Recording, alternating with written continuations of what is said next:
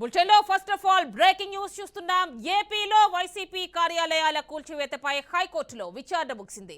ఇరుపక్షాల వాదనలు విన్న హైకోర్టు తీర్పును రిజర్వ్లో పెట్టింది.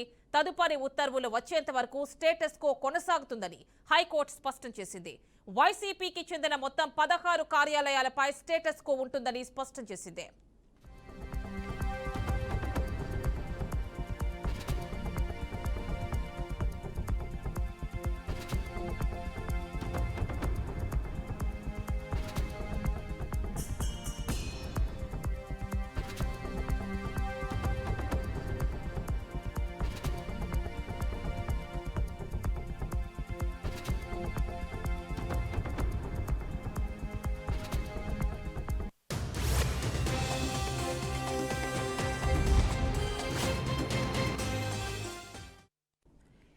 ఏపీలో వైసీపీ కార్యాలయాల కూల్చివేతపై హైకోర్టులో విచారణ ముగిసింది. ఇరుపక్షాల వాదనలు విన్న హైకోర్టు తీర్పును రిజర్వ్లో పెట్టింది.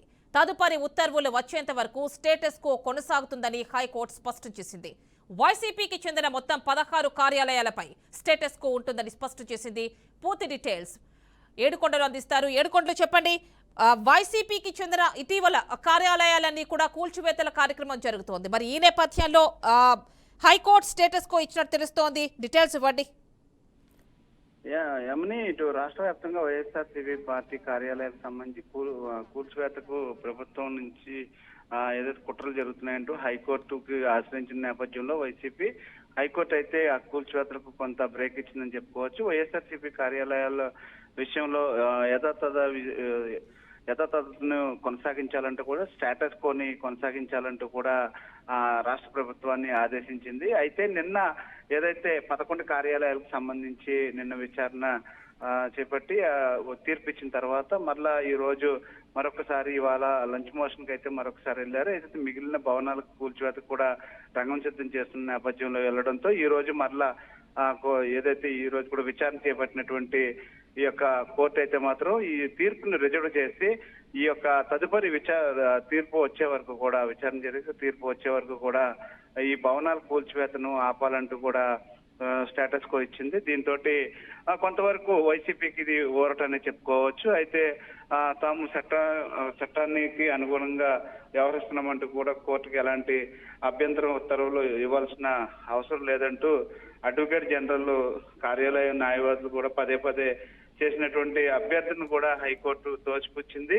అయితే తాడేపల్లిలోని వైఎస్ఆర్సీపీ ప్రధాన కార్యాలయం విషయంలో కూడా చట్టాన్ని అనుసరిస్తున్నామంటూ కూడా కోర్టుకు ఇటు ప్రభుత్వ తరపు న్యాయవాదులు అయితే తెలిపినటువంటి పరిస్థితి. అయితే ఏదేమైనప్పటికీ కూడా తదుపరి ఇది యొక్క తీర్పును రిజర్వ్ చేశామని తీర్పు వచ్చే వరకు కూడా ఈ విషయాల ముందుకు వెళ్ళొద్దంటూ కూడా అది స్టేటస్ కో ఇచ్చినటువంటి నేపథ్యంలో ప్రస్తుతం వైఎస్ఆర్సీపీ శ్రేణులు అయితే కొంతవరకు ఊరట లభించిందని చెప్పవచ్చు.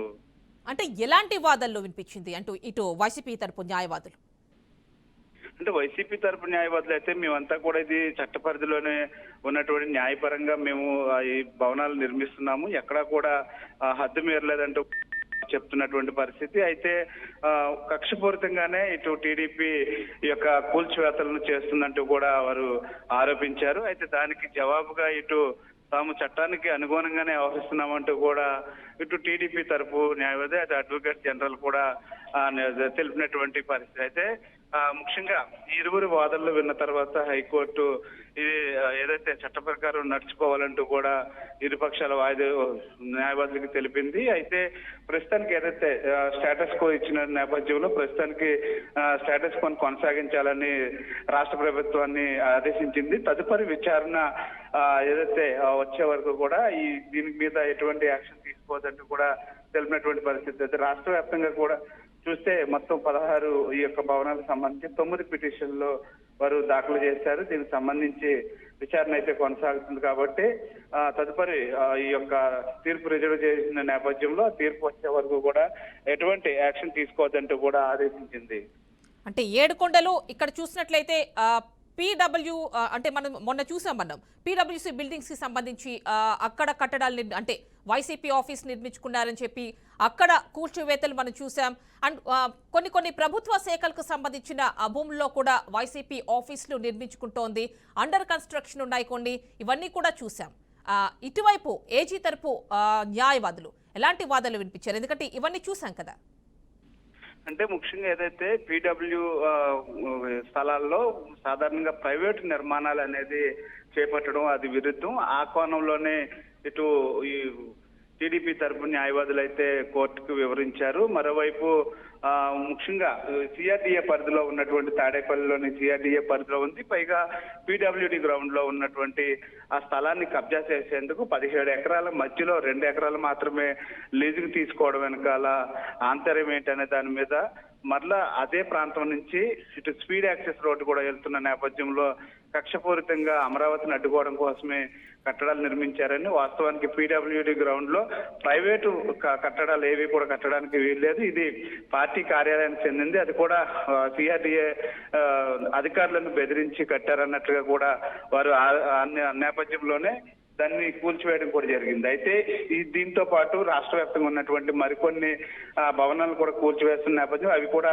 ఇటు ఆర్ఎన్బి స్థలాలు, అలాగే పీడబ్ల్యూకి చెందినటువంటి ఇరిగేషన్ శాఖకి చెందినటువంటి స్థలాలతో పాటు కొన్ని ప్రభుత్వ స్థలాలు, ఫోరంబోక్ స్థలాలు కూడా ఉన్నాయి. వాటిలన్నింటినీ కూడా కబ్జాలు చేశారని, రాష్ట్ర వ్యాప్తంగా కూడా అన్ని కూడా 20 నుంచి 30 ఎకరాల మధ్యలో కావాలని ఉద్దేశపూర్వకంగా ఈ భవనాలు నిర్మించి ఆ చుట్టుపక్కలంతా కూడా ఆక్రమించుకునేటువంటి ప్రయత్నం చేశారంటూ కూడా టీడీపీ తరపు న్యాయవాదులు అయితే వాదిస్తున్నటువంటి పరిస్థితి కనిపిస్తుంది. అయితే ముఖ్యంగా పరిధిలోనే మేము వాటిలన్నింటినీ క్షుణ్ణంగా పరిశీలించిన తర్వాత దాని మీద చర్యలు తీసుకుంటున్నామంటూ కూడా టీడీపీ తరపు న్యాయవాదులు అయితే వాదించారు. కానీ ఇవి ఏం కక్షపూరితంగానే టీడీపీ చేస్తుందంటూ కూడా వైసీపీ ఆరోపించిన నేపథ్యంలో దీని మీద ఇప్పటి వరకు కూడా ఏదైతే 9 పిటిషన్లు దాఖలు చేశారు. దీని పిటిషన్ల తరపు న్యాయవాదుల్లో ఒకరైనటువంటి సీనియర్ న్యాయవాది పల్లేరు గారి వీరారెడ్డి వాదనలు వినిపిస్తూ అధికారుల చర్యలు వివక్షంగా ఉన్నాయంటూ కూడా ఆరోపించినటువంటి పరిస్థితి కనిపిస్తుంది.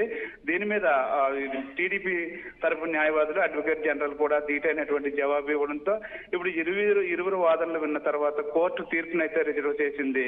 Yamini. Right Yedukondalu, thank you.